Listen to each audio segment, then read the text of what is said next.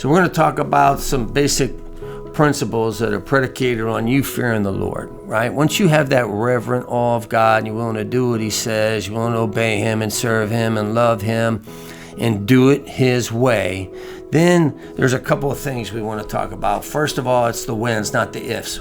When you pray, when you give, when you fast.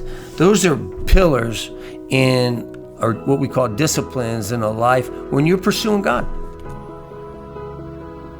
Right? It's about intimacy. It's about hearing his voice, knowing it's him.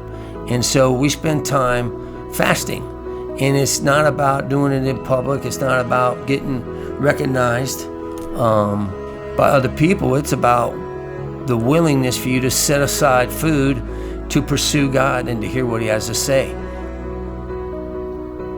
Another when is when you give, right? It's not if you give, it's when you give. And this is really important as you recognize what God's done in your life and you're willing to give of yourself, of your time, of your talents, of the finances God's provided for you. And you know, it's not a tip, right? It's a win, and it's your way of showing gratitude and thankfulness for what God's done in your life financially. So give, and give it privately. You don't need to have anybody knowing what you're giving. God doesn't want that. You know, just give what he is asking you to give. Ask him, pray about it, and give what he's telling you to give, right? A good minimum to look at is 10%. We call that a tithe.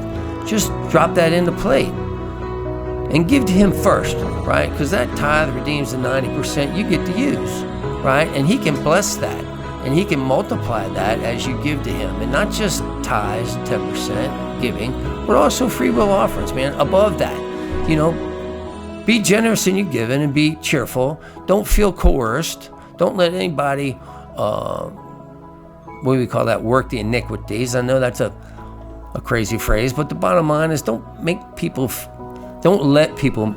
make you feel guilty about what you're giving or how you're giving. Just, you know, that's something where as you go and you're talking to God and he's talking to you and he tells you to give and you do what he says and let it go, right?